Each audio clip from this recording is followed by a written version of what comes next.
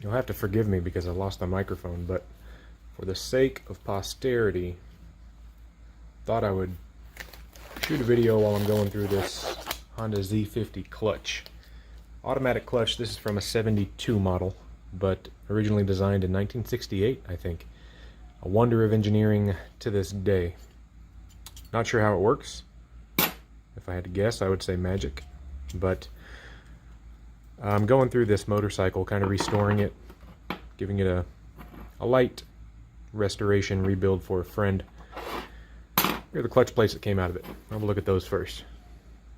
Double-sided friction disc. Look like they have good life on them, but there was a lot of clutch material in there, and then we had some broken pieces. So replacing these. There's a metal plate here. I'm going to come back to this in a second. I pieced everything together already. Well, not everything, but we'll go through the basic components here so you have an idea.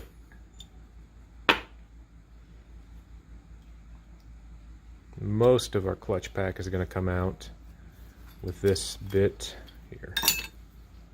Got that ring that comes out. And we have this. And here are the new discs that I put in there.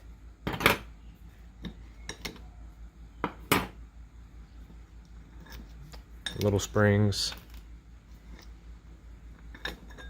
And then finally this retainer. After that, this hub comes out. Yeah, lost one. These little roller pins go in here. Took me a while to figure that out. The parts diagram is not so great at showing that. Let's put those here. What they do, not 100% sure. Like I said, I just think it's magic. There's your pieces. Have a look at these clutch discs that I got. These are the replacement ones that I bought off of eBay. So you have a double-sided disc in the middle, which takes the place of this. And then you have single-sided friction discs here. So metal to friction, and at the end of the day, pretty much have the same thing as this setup here. I looked at the thicknesses, I haven't measured them, but they're pretty close. I have by sheer happenstance, I have this here.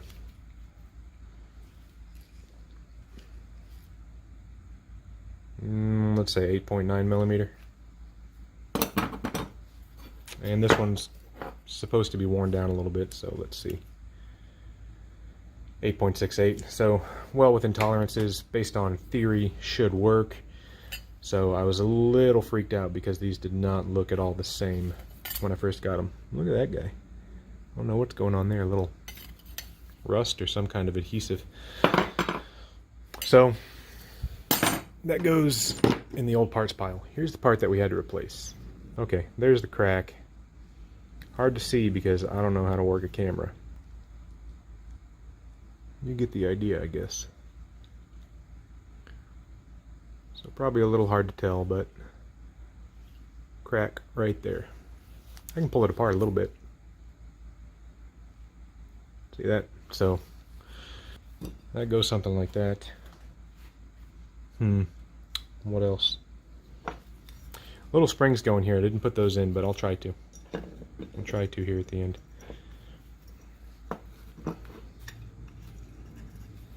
Okay.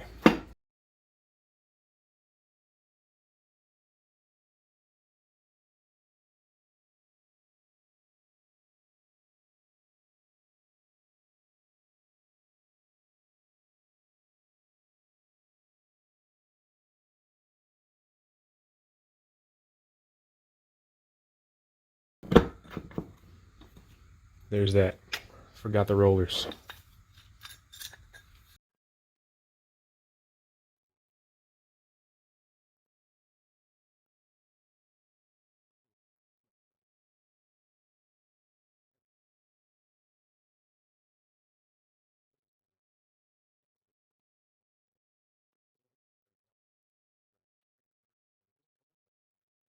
This whole thing positioned and lined up so that it'll compress. For that, if I can find it, I just use a little pick.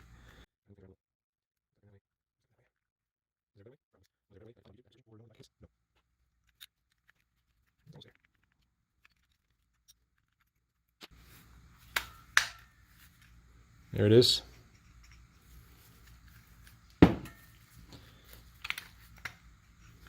And there's our groove. You can just barely make it out.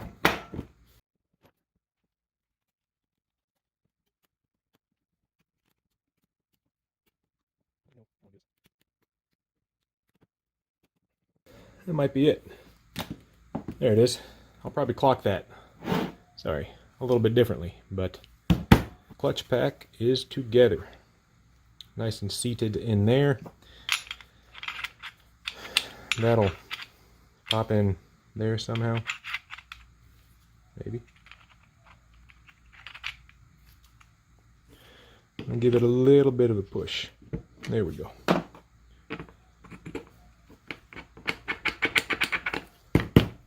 Now we're in there. Okay, real test is whether or not this is going to go in here. Forgive me there.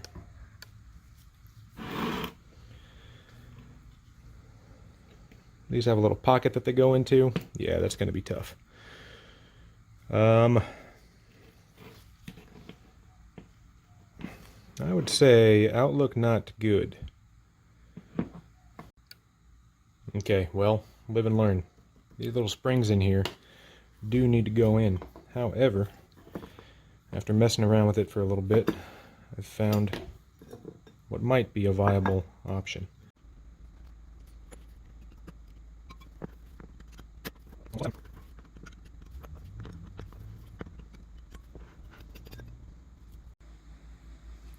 Okay, clutch assembly part 35. Did a couple of things. I used science. So we've got the springs in here. We're holding this plate, whatever you want to call this, in. And then I was able to compress one spring and get it in there. Watch along as I try and do the other three.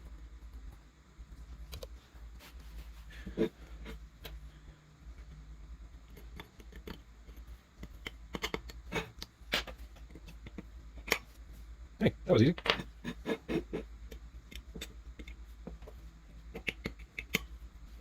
Almost too easy. I can feel it clicking into the hole, so that's good at least. Okay. Well, pressing on it to see if those springs are going anywhere, and they look good. You can't see that, also. I'm not strong, so that's a moot point. Let's head back to this point now. Only hard part about this now is you got to be a little more careful to get these rollers in the right way. But if you have ample control of your digits, you should be able to manage it. Well, maybe.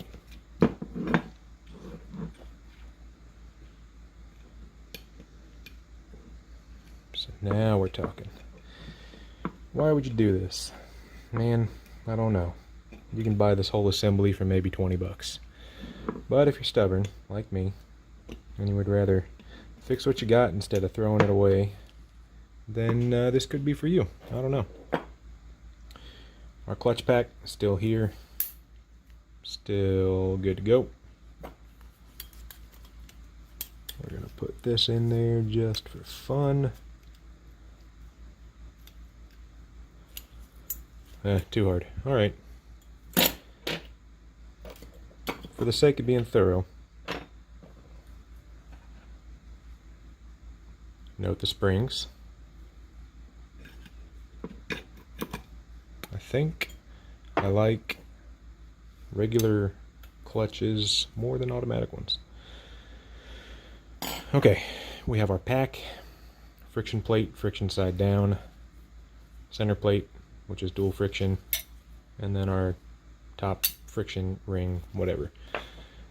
I'm going to get those lined up on this because it takes a little bit of work. Okay, we're in there. drop this in.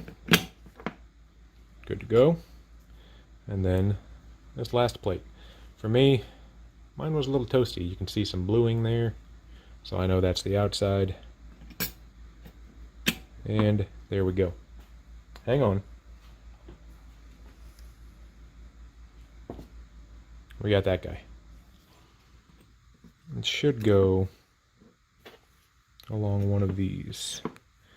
Spring, spring, spring. No spring. Good.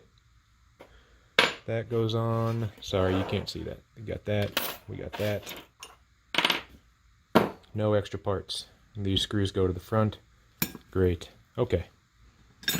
Let's try that one more time. So that's in there. Now, again, we got to try and get this ring snapped in there.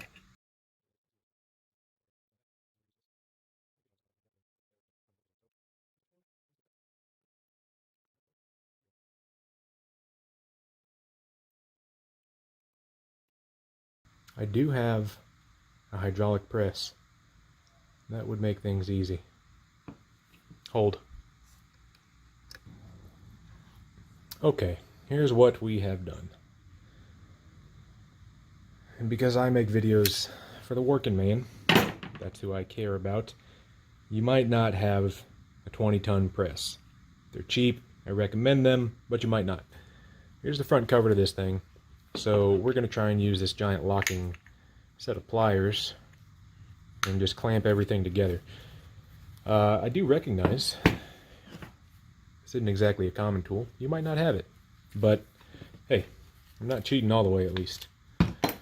So let's just get this all set up and see if we can get enough compression to make our lives any easier. Also, if you're strong, you know, probably don't even have to do any of this. But if you're like me, I just couldn't find it in me to get everything done. And again, you got to ask yourself, why would you even do any of this? Nice. When you can just buy the whole damn thing. But, okay, moment of truth. That required some faith. Didn't mess up the splines internally. That's great. All of our springs are in place. Fantastic. Loctite 243. Oil tolerant. 242 is not oil tolerant, but all of these are going to get a healthy dose of Loctite. I'll put Loctite on these two, screw them in, take these two out, then Loctite them. Don't forget that. You don't want any of this stuff coming apart. With it being under spring tension the way it is, it's unlikely, but easy to do while you have all this stuff apart anyway. Screw, screw. Screw, screw, screw. There's a nut behind here to bolt this whole thing on. Clutch is rebuilt. Finally.